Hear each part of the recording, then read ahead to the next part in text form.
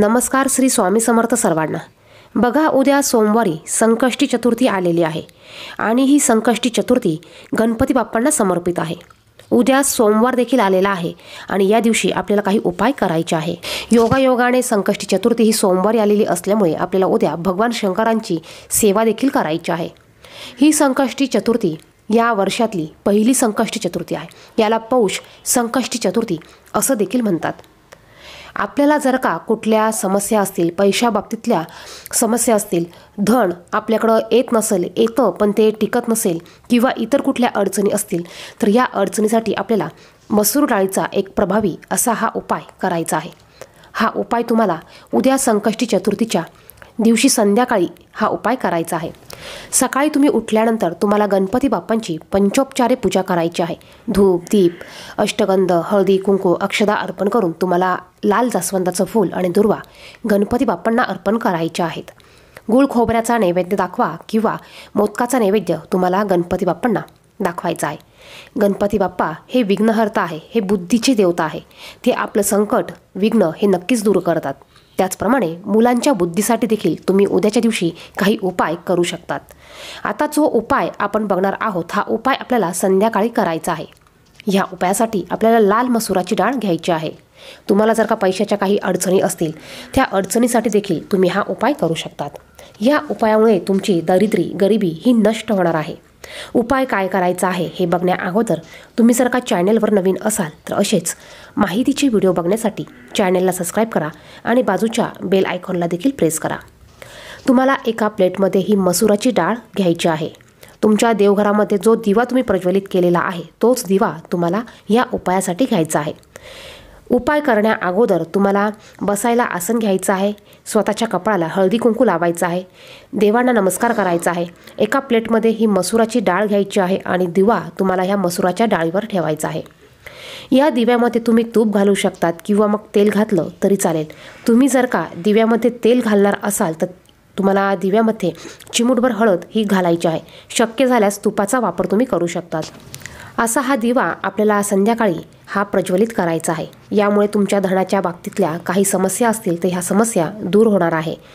पैशाच्या काही समस्या असतील तर ह्या समस्या देखील तुमच्या कमी होणार आहे। लक्ष्मी तुमच्यावर खुश होणार आहे। गणपती बाप्पांचे आशीर्वाद तुम्हाला मिळणार आहे। याचबरोबर आपल्याला अजून एक उपाय हा करायचा आहे। बघा, तुमच्या कुठल्या अडचणी असेल, इच्छा असतील, काही करून तर का त्या पूर्ण होत नसतील, तर या इच्छांसाठी तुम्हाला 5 लवंगांचा एक उपाय करायचा आहे। हा उपाय देखील तुम्ही उद्या संध्याकाळी करू शकतात। तुमच्या घरात, मंदिरामध्ये, देवघरामध्ये गणपती बाप्पा हे असतीलच। प्रत्येकाच्या देवघरामध्ये गणपती बाप्पांची मूर्ती छोटी का होईना ही असते।